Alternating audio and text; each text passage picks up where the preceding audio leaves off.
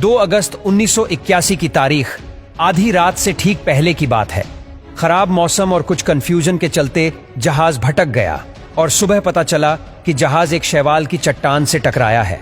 सूखी जमीन देखकर जहाज के कैप्टन को हिम्मत मिली और साथ ही सामने एक बड़ा सा टापू था जिसमें मीलों लंबा बीच था और जहाज टापू से नजदीक था। लेकिन समुद्र में काफी हलचल थी, इसलिए लाइफ बोट को उतारना काफी मुश्किल हो रहा था। क्योंकि जहाज के डूबने जैसा कोई खतरा नहीं था, इसलिए कप्तान ने फैसला किया कि जहाज पर ही रुककर किसी की मदद का इंतजार करेंगे। धीरे धीरे कुछ दिन गुजर जाते हैं।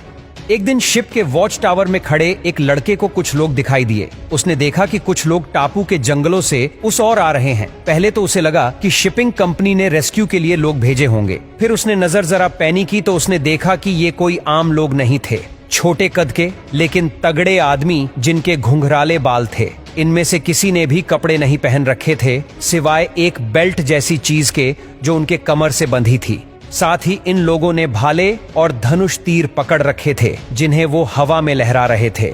और उसी वक्त वहां से कोसों दूर हांगकांग में रीजेंट शिपिंग कंपनी के ऑफिस में फोन की घंटी बजी और फोन उठा।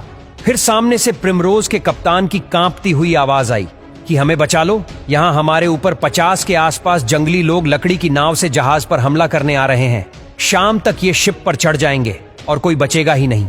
जल्दी हेलीकॉप्टर भेजकर हथियार गिराओ। इस बातचीत से ऐसा लग रहा था मानो 18वीं सदी का कोल 20वीं को आ गया हो। लेकिन इसका कारण भी था। जिस टापू के किनारे प्रिमरोज रुका था उस टापू पर सदियां कभी बीती ही नहीं थी। और फिर ये कोल आते ही कंपनी की ऑफिस में हंगामा मच गया। बात हांगकांग सरकार तक पहुंची। एक सरकारी दफ्तर के इंसान ने कहा कि लगता है प्रिमरोज का कप्तान पागल हो गया है। अगले दिन प्रेस में खबर छपी कि इस द्वीप के लोग आदमखोर है, यहाँ पर इंसान को मार कर खा जाते हैं। और इधर शिप पर हालत खराब थी।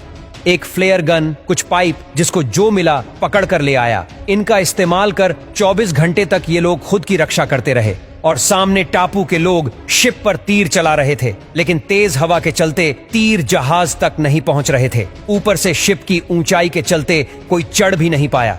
1 हफ्ते बाद इंडियन नेवी का हेलीकॉप्टर रेस्क्यू के लिए पहुंचा। रस्सी से चढ़कर शिप में मौजूद लोगों को बचाया गया और जहाज वहीं खड़ा रहा।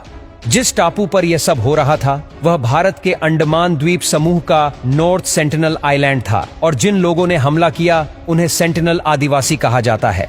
भारत का यह वो इलाका है जिसका 60,000 सालों से इस सभ्यता से पाला नहीं पड़ा है। यहाँ ना कोई जा सकता है ना इन लोगों से मिल सकता है। ये लोग आग जलाना नहीं जानते बल्कि बिजली गिरने पर चिंगारी को संभाल कर रखते हैं और उसी से काम चलाते हैं। ये लोग खेती नहीं करते बल्कि आदि मानव की तरह शिकार और खाना इकट्ठा करते हैं। सरकार की तरफ से यहाँ जाने पर पाबंदी है और यह लोग भी नहीं चाहते कि इनसे कांटेक्ट किया जाए।